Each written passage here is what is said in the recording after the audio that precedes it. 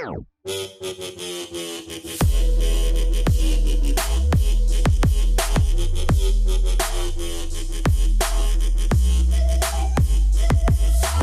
யூனிக்கான மொபைல் அப்படின்னா கண்டிப்பாக அந்த லிஸ்ட்டில் சாம்சங்கோட ஃப்ளிப்போ இல்லாட்டி ஃபோல்டோ வந்துடும். ஏன்னா ஒரு மடக்கி யூஸ் பண்ணுற மாதிரியான ஒரு மொபைல்.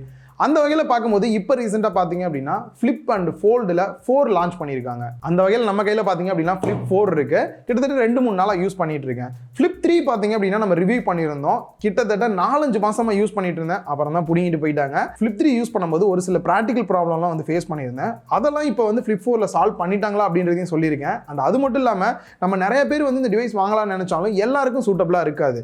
பட் இதில் இருக்கக்கூடிய ஃபீச்சர்ஸ் அப்படின்னு பார்க்கும்போது ஒரு யூனிக்கான ஃபீச்சர் அப்படின்றது எக்கச்சக்கமாக கொடுத்துருக்காங்க. எல்லாத்தையும் வீடியோவில் சொல்லியிருக்கேன். ஸோ வீடியோ ஸ்கிப் பண்ணாமல் ஃபுல்லாக பாருங்கள். உங்களோட கருத்துக்களையும் கீழே கமெண்ட் பாக்ஸில் கமெண்ட் பண்ணுங்கள். நீங்கள் பார்த்துட்டு இருக்குது லவுடலி டெக் சேனல். நான் சுகுமார். வாங்க வீடியோக்குள்ளே போகலாம். குயிக்காக ஒரு அன்பாக்சிங் பண்ணிடலாம். இது ஃப்ளிப் அப்படின்றனால மேலே ஒரு பாதியும் கீழே ஒரு பாதியும் டிவைட் பண்ணி கொடுத்துருக்காங்க. கேலக்ஸி Z Flip 4 அப்படின்றதை மென்ஷன் பண்ணியிருக்காங்க. பாக்ஸில் பெருசாக வேற ஒன்றும் இல்லை, பாக்ஸ் கண்டென்ட் தான் கொடுத்துருக்காங்க. சீலை கட் பண்ணிட்டு ஓப்பன் பண்ணோம் அப்படின்னா எடுத்தோடனே மொபைல் மேலே ஒரு ரேப்பர் போட்டு கொடுத்துருக்காங்க. அதை ரிமூவ் பண்ணிவிட்டு ஜஸ்ட் மொபைலை ஆன் பண்ணிடலாம். பார்க்கும் போதே வேற லெவல் அப்படின்ற ஃபீல் தான் கொடுக்குது. அந்த பாக்ஸோட டாப்பில் ஒட்டி கொடுத்துருக்காங்க. இந்த பாக்ஸ் எடுத்தோம் அப்படின்னா உள்ளே எடுத்தோடனே user manual and warranty card கொடுத்துருக்காங்க. சிம் எஜெக்டர் டூல் கொடுத்துருக்காங்க. Type-C to Type-C கேபிளும் கொடுத்துருக்காங்க. இந்த ஃபோன் வாங்குறவங்களுக்கு நிறைய பேருக்கு இருக்கக்கூடிய டவுட் என்ன அப்படின்னா டியூரபிலிட்டி எந்த அளவுக்கு இருக்கும் அப்படின்றது தான். அந்த வகையில் பார்க்கும்போது இதோட டிசைன் வந்துட்டு ஃபுல் அண்ட் ஃபுல் ஹையர் எண்டில் கொடுத்துருக்காங்க அப்படின்னு தான் சொல்லணும். இதோட ஃப்ரண்ட்டாக இருக்கட்டும் பேக்காக இருக்கட்டும் ஃபோல்டு பண்ணி வச்சிருக்கும் போது full and full gorilla glass Victus சப்போர்ட்டோட கொடுத்துருக்காங்க. அண்ட் பாடியில் சைடில் இருக்கக்கூடிய ஃப்ரேமாக இருக்கட்டும் அண்ட் பேக் சைடில் இருக்கக்கூடிய இந்த ஹிஞ்ச் ஏரியாவாக இருக்கட்டும் ஃபுல் அண்ட் ஃபுல் வந்து ஆர்மர்டு அலுமினியமில் தான் பண்ணியிருக்காங்க. ஸோ இதனால் தெரியாமல் நம்ம கீழே போட்டுறோம் அப்படின்னாலும் கூட ஓரளவுக்கு சேஃபாகவே இருக்கும் அப்படின்னு சொல்லலாம். ஃப்ளிப் 3 வாங்கினவங்களா இருக்கட்டும் இல்லை ஃப்ளிப் 4 வாங்கினவங்களா இருக்கட்டும் எல்லாருக்குமே ஒரு பயம் என்ன அப்படின்னு பார்த்தீங்கன்னா, என்ன ஃப்ளிப் வாங்கிட்ட போல. ஆமா ப்ரோ, புதுசா வந்துச்சு சூப்பர்ரா, குடு பாக்குறேன். ஏய் நல்லா வாங்குது. ஏன்டா பயப்படுற? அதெல்லாம் ஒண்ணு இல்ல, ஏதாச்சும் ஒன்னு ஆயிர போகுது, பண்ணாதீங்க. நானே நோட்டிபிகேஷன் வந்தா கூட அதை ஓபன் பண்ண பயமா இருக்கு. சோ இப்படி ஃபிளிப் பண்றதுக்குலாம் பயப்படணும்னே வந்து தேவை கிடையாது. ரீசன் என்ன அப்படின்னு பாத்தீங்கன்னா, ஒரு நாளைக்கு நீங்க 100 தாட்டி வந்து இந்த மாதிரி ஃபோல்டு பண்றீங்க அப்படின்னும் போது கண்டினியூவா 5.5 வருஷத்துக்கு வந்து நீங்க இந்த மாதிரி பண்ணலாம். நான் சொல்றது மினிமம் பிராண்ட் சொல்றது. டோட்டலா பார்த்தோம் அப்படின்னா 2 லட்சம் தாட்டி இந்த மாதிரி வந்து பண்ணலாம் அப்படின்றாங்க. இது மினிமம் வேல்யூ தான். இன்னும் மேக்ஸிமம் நம்ம எவ்வளவு நாள் வேணா யூஸ் பண்ணலாம்.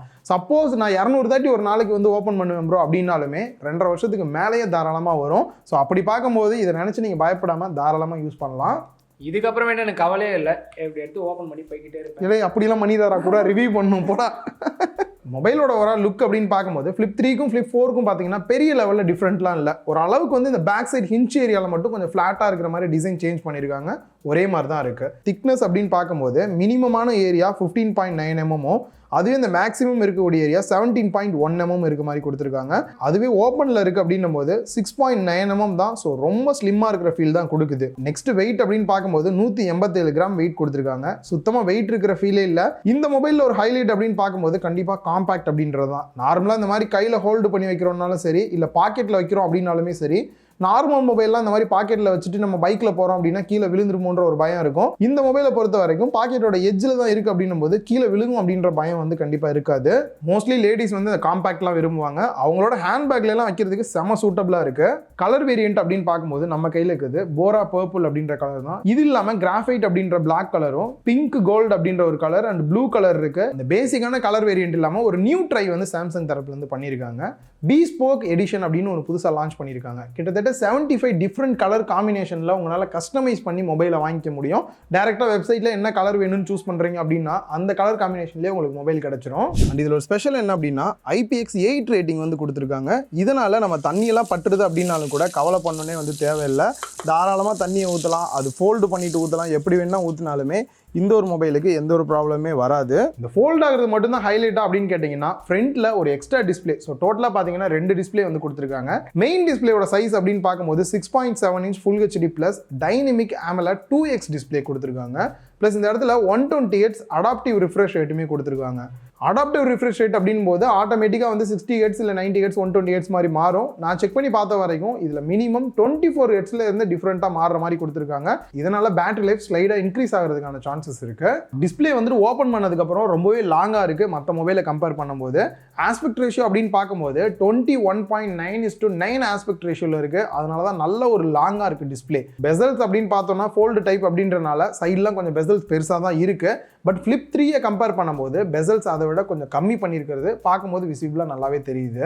அண்ட் சிங்கிள் ஹேண்டில் யூஸ் பண்ணும்போது பார்த்தீங்க அப்படின்னா லாங்கான டிஸ்பிளேவாக இருக்கனால கொஞ்சம் கம்ஃபர்டபுள் கஷ்டமாக தான் இருக்கு. ஃபர்ஸ்ட் விஷயம் இதை ஓப்பன் பண்ணுறோம் அப்படின்னும் போதே சிங்கிள் ஹேண்டில் ஓப்பன் பண்ண முடியாது. இந்த மாதிரி 2 கையில் தான் ஓப்பன் பண்ணணும்.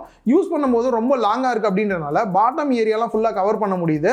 பட் டாப்பில் இருக்கக்கூடிய சில ஆப்ஷனை சூஸ் பண்ணோம் அப்படின்னா 2 கையை யூஸ் பண்ணி தான் ஆகணும். ஸோ வெயிட்லாம் கம்மியாக இருக்குது. சிங்கிள் ஹேண்டில் ஹோல்டு பண்ண நல்லா இருந்தாலும் சிங்கிள் ஹேண்டில் யூஸ் பண்ணுறது ரொம்பவே கஷ்டம். பீக் பிரைட்னஸை பொறுத்த வரைக்கும் 1200 நிட்ஸ் கொடுத்துருக்காங்க.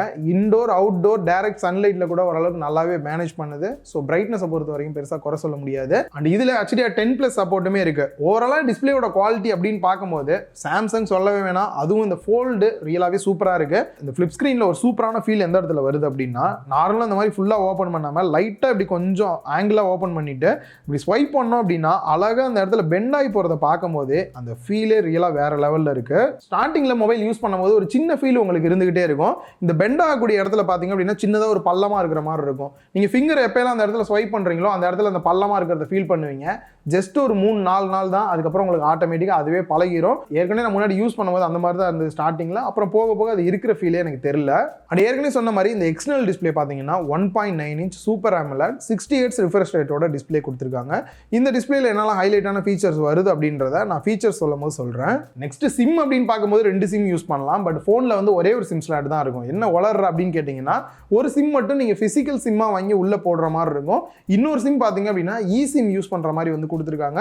ஸோ ஆல்மோஸ்ட் சிம் ஈஸியாக ஒரு ரெக்வஸ்ட் மட்டும் போட்டிங்க அப்படின்னா போதும், ஆட்டோமேட்டிக்காக நார்மல் சிம்மை சிம்மாக மாற்றிடலாம். அண்ட் பாட்டமில் மைக்கு டைப் சி போர்ட் ஸ்பீக்கர்கள் கொடுத்துருக்காங்க. ஸ்பீக்கரை பொறுத்த வரைக்கும் ஸ்டீரியோ ஸ்பீக்கர் செட்டப் கொடுத்துருக்காங்க. டாப்பில் இருக்கக்கூடிய இயர் பீஸுமே நமக்கு வந்து ஸ்பீக்கராக ஒர்க் ஆகிற மாதிரி இருக்கு. அண்ட் ரைட் சைடில் வால்யூம் ராக்கருக்கு அண்ட் பவர் பட்டன் கொடுத்துருக்காங்க. நார்மலாக இந்த மாதிரி ஓப்பன் பண்ணி வச்சுட்டு நான் வால்யூமை ப்ரெஸ் பண்ணுறேன் அப்படின்னா நார்மலாக மற்ற மொபைலில் யூஸ் பண்ணுற மாதிரியே பண்ணிக்கலாம். அதுவே ஃபோல்டு பண்ணி வைக்கிறோம் அப்படின்னும் போது கீ வந்து அப்படியே தலைகீழ மாறின மாதிரி இருக்கும்.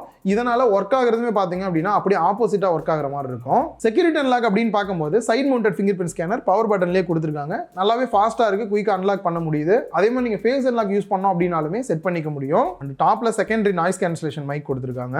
நெக்ஸ்ட் கேமரா அப்படின்னு பார்த்தோம்னா செல்ஃபி எனக்கு வேற லெவலில் இருக்கணும், அதிகமாக வந்துட்டு வீடியோஸ் எடுப்பேன், அதுக்கு ஸ்டெபிலைசேஷன் சூப்பராக இருக்கணும்னு நினைக்கிறீங்கன்னா சூட்டபிளாக இருக்கும். லாஸ்ட்டாக லான்ச் பண்ண ஃபிளிப் 3க்கும் இதுக்கும் கம்பேர் பண்ணும்போது கேமராஸில் பெரிய லெவலில் எந்த சேஞ்சஸுமே இல்லை.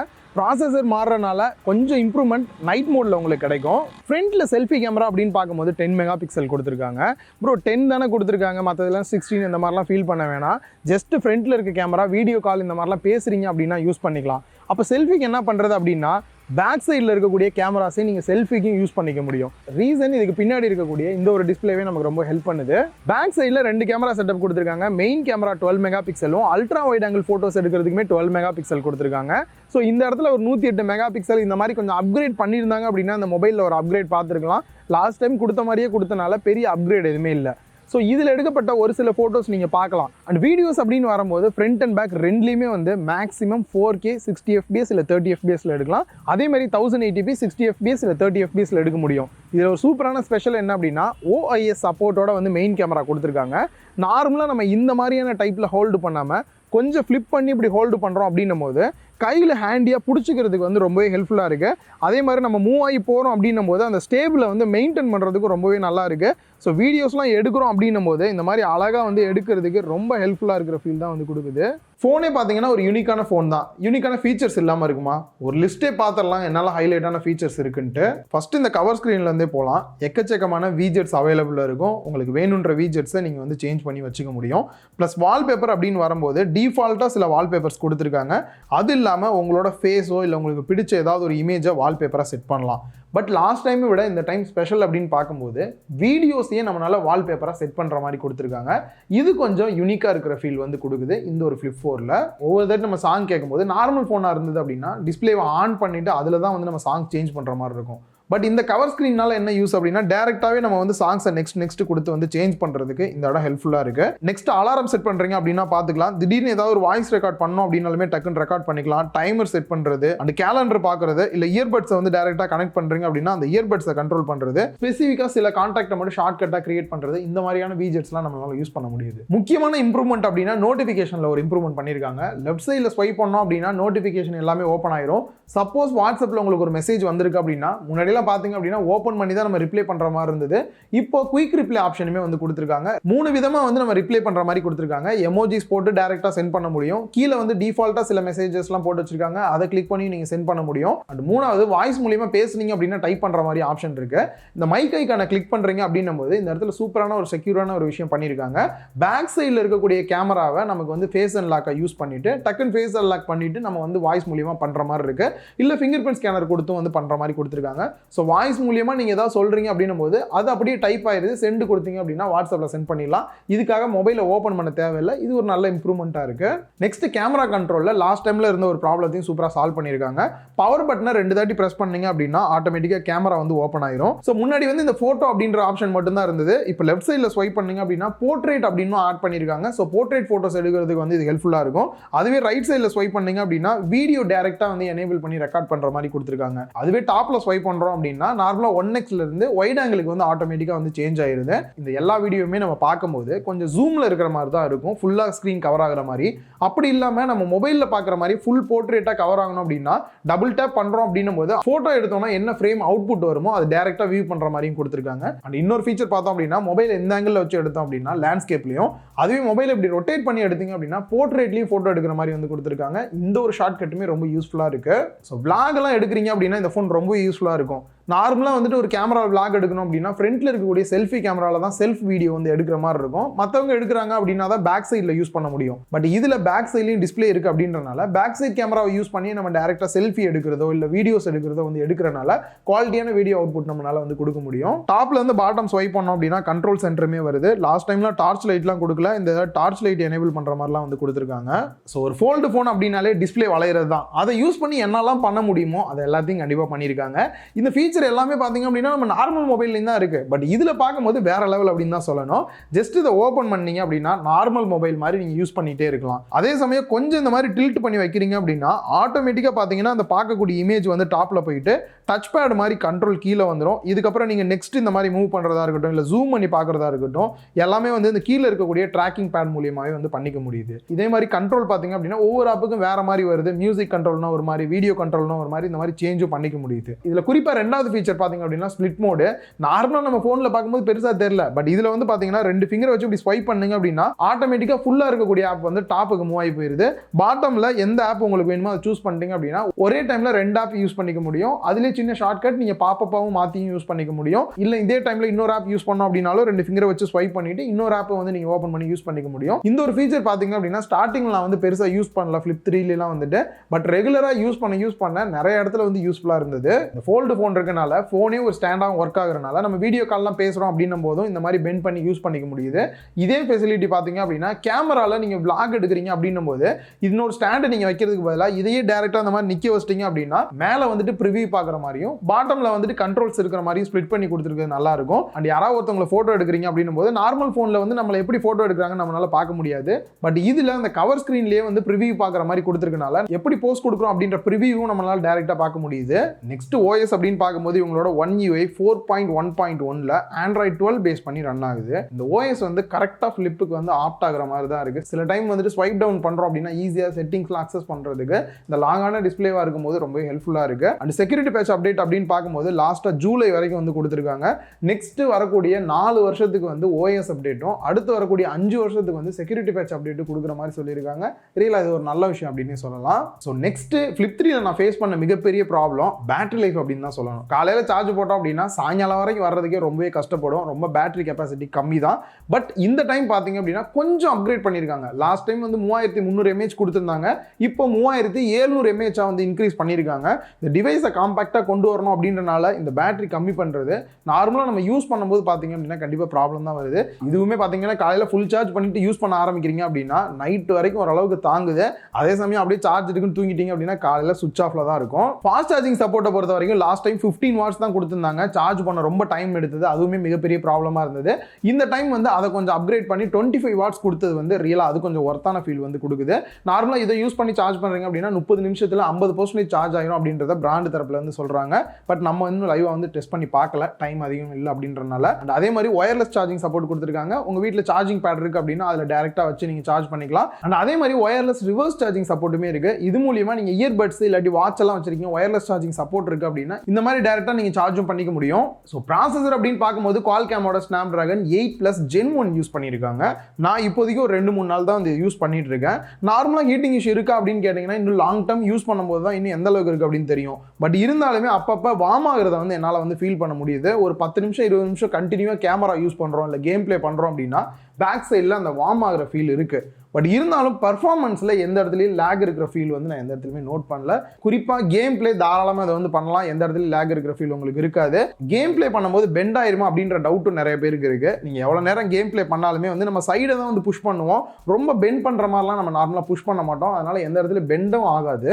ப்ரைஸை பார்க்க போகிறதுக்கு முன்னாடி ஃபைனலாக இந்த டிவைஸில் என்னால் இருக்குது இல்லை யார் வாங்கலான்ற மாதிரி சின்ன ஒரு டிஸ்கஷன் பண்ணலாம். நார்மலாக இந்த டிவைஸ் வந்து எல்லாரும் வாங்கலாமா அப்படின்னு கேட்டால் எல்லாருக்கும் சூட்டபிளாக இருக்காது. கொஞ்சம் டெக்கில் இன்ட்ரெஸ்ட்டாக இருக்கீங்க, இந்த மாதிரி ஃப்ளிப் யூஸ் பண்ணும், காம்பாக்டா யூஸ் பண்ணும், பாக்கெட்ல வச்சு எடுத்துட்டு போகலாம், சூப்பரா இருக்கும், நியூ டெக்னாலஜி அதை கண்டிப்பா நான் ட்ரை பண்ணி பார்க்கணும், அந்த மாதிரி உள்ளவங்க தாராளமாக இதை சூஸ் பண்ணலாம். அண்ட் அதே சமயம் இதில் நிறைய இம்ப்ரூவ்மெண்ட் வந்து ஃப்ளிப் 3க்கும் ஃப்ளிப் 4க்கும் வந்திருக்கா அப்படின்னு கேட்டிங்கன்னா கண்டிப்பாக பெரிய லெவலில் இம்ப்ரூவ்மெண்ட்ஸ் இல்லை அப்படின்னு தான் சொல்லணும். அதுக்கான முக்கியமான ரீசன் இவங்களுக்கு காம்படிஷன் யாருமே இல்லை. குறிப்பாக இந்தியாவில் பார்த்தோம் அப்படின்னா இவங்க தான் ஃப்ளிப் 3 ஃப்ளிப் 4 அப்படின்னு கொண்டு வந்துட்டு இருக்காங்க, வேற யாருமே இல்லை அப்படின்றனால காம்படிஷன் இல்லாதனால பெரிய லெவல் அப்கிரேடை வந்து நம்மளால பார்க்க முடியல. இந்நேரம் வந்து இதில் இன்டிஸ்பிளே ஃபிங்கர் பிரிண்ட் ஸ்கேனர் மாதிரி வந்து ஏதாவது ஒரு நியூ ஃபீச்சர் வந்து கொடுத்துருந்துருக்கலாம். லாஸ்ட் டைமை விட ஒரு சில இம்ப்ரூவ்மெண்ட்ஸ் தான் கொண்டு வந்திருக்காங்க, ஹியூஜான டிஃபரெண்ட் எதுவுமே இல்லை அப்படின்னு தான் தோணுது. ஸோ ஃப்ளிப் 3 வந்து இன்னும் நல்ல கம்மி ப்ரைஸில் கிடைக்குது அப்படின்னா தாராளமாக அதை கூட வந்து சூஸ் பண்ணலாம் என்னைய கேட்டால். ஏன்னா பெரிய லெவலில் வித்தியாசம் இல்லை. ஓவராலாக ஒரு நியூவான டிவைஸ் டெக்னாலஜியில் ட்ரை பண்ணி பார்க்கணும் அப்படின்னு நினச்சிங்கன்னா தாராளமாக ட்ரை பண்ணலாம். அந்த அளவுக்கு எக்கச்சக்கமான ஃபீச்சர்ஸ் இருக்குது, ஆல்ரெடி நம்மளுமே வந்து கவர் பண்ணியிருக்கோம். அண்ட் ப்ரைஸ் அப்படின்னு பார்க்கும்போது 8GB RAM 128GB இன்டர்னல் ஸ்டோரேஜோட 90,000 ரூபா ப்ரைஸ் பண்ணியிருக்காங்க. And 8GB RAM 256GB internal ஸ்டோரேஜோட 95,000 ரூபா ப்ரைஸ் பண்ணியிருக்காங்க. அதுவே பீஸ்போக் எடிஷன் வாங்குறீங்க அப்படின்னா 8GB RAM 256GB இன்டர்னல் ஸ்டோரேஜோட 98,000 ரூபா வந்து ப்ரைஸ் பண்ணியிருக்காங்க. ஸோ இந்த வீடியோ எல்லாருக்குமே பிடிச்சிருக்கும் அப்படின்னு நினைக்கிறேன். இன்னும் இன்டெப்த்தான ரிவ்யூ உங்களுக்கு இன்னும் டீட்டெயிலாக வேணும் அப்படின்னு நினைச்சீங்கன்னா கீழே கமெண்ட் பாக்ஸில் உங்களோட கருத்துக்களை கமெண்ட் பண்ணுங்க, அதை பார்த்துட்டு நான் கண்டிப்பாக வீடியோஸ் வந்து போஸ்ட் பண்ணுறேன். இந்த வீடியோ உங்க எல்லாருக்குமே கொஞ்சம் வித்தியாசமாக அங்கங்கே சேஞ்ச் பண்ணி எடுத்ததெல்லாம் உங்களுக்கு பிடிச்சிருக்கும் அப்படின்னு நினைக்கிறேன். இந்த வீடியோ பிடிச்சிருந்தா லைக் பண்ணுங்க, உங்க ஃப்ரெண்ட்ஸ் கூட ஷேர் பண்ணுங்க, மறக்காம லவுட் எலி டெக் சேனலுக்கு உங்களோட சப்போர்ட் கொடுங்க.